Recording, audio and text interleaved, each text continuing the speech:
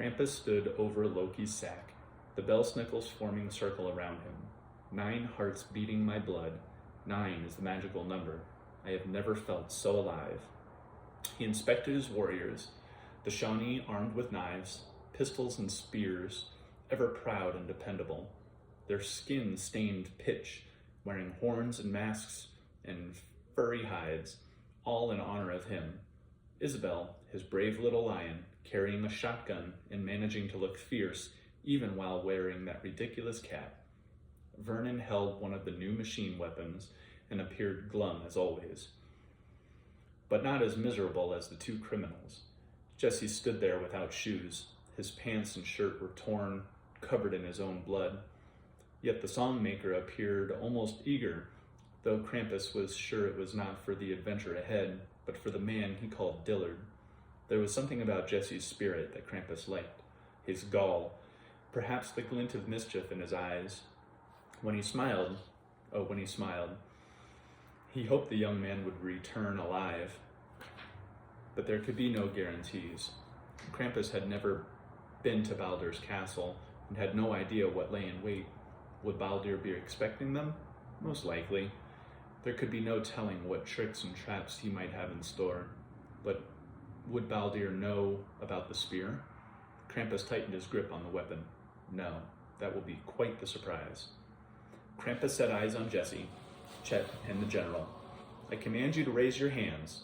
All 3 obeyed. My blood runs in your veins. I am your master. I command you to do your utmost to follow my will, to stay by my side, to protect me at all costs, even if it should cost your life to do so. Now swear it. They did. They had no choice. Good, Krampus said, and handed Chet and the general each a handgun. He handed Jesse a pistol and his rifle. It's time to go. Where? Vernon asked. Spain. Spain? Jesse said, and glanced about at the others, but they looked equally perplexed. Spain? Yes, to Baldur's castle. Where do you think he lived? The North Pole? Krampus scoffed. How easily people fall for his lies. Our jolly old elf has no temperament for the Arctic. He has lived on the coast where the warm sea blows. He lived there for centuries, but not after today, not after we burn it to the ground. That's a pretty long walk, Jesse said. Krampus smiled. Always with the jests, you. We do not walk. He nodded toward the sack. I will open a door, and we will travel through the sack. It took them a moment, some longer than others, but he saw most of them understood. It will be night there, and darkness is our friend. I will send you through one by one, and then we'll follow. And together we will destroy all that is his. He may have guards, elves, beasts, things I cannot know. If they spot you, kill them. Show no mercy, for no one will be shown. Show no mercy, for none will be shown for you. Failure means death for all of us, and there can be no retreat, for the sack will have to remain behind. They all stared at the sack. Yes, there shall be no quarter from Baldur, not this time. Krampus took in a deep breath. I am ready. One way or another, I am ready for this to be done. Krampus picked up the sack, pulled out a bottle of mead, broke off the wax, and drank deep. He wiped his arm across his lips and offered the bottle.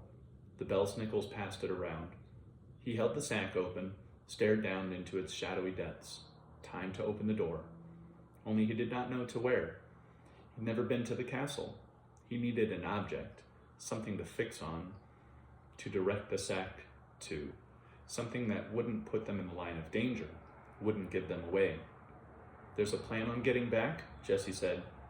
We will fly back in the sleigh, Krampus replied, and realized almost at once that the sleigh was his answer. Yes, I will have the sack find the sleigh, the old one, the one he brought me to the Americas in.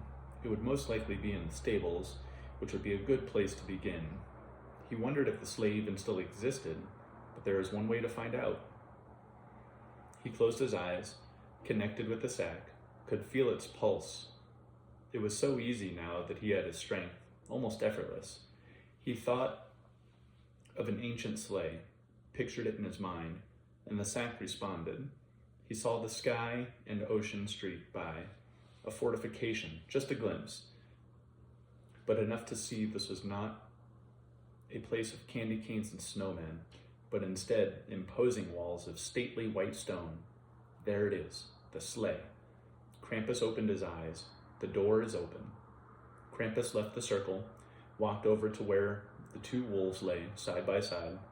He squatted, stroked their thick pelts. Jerry, Frecky, we must go now. Guard the sack. Let none take it. If you smell him coming, then we have failed. Jerry let out a low whine. It is my wish that you should tear the sack to shreds, understand? Frecky barked. Krampus stood, stared at the sack. All was in play. He picked up the spear, ran his finger along the edge of the blade, testing its sharpness for the 100th time. Took in a deep breath. It is time to take back that which is mine.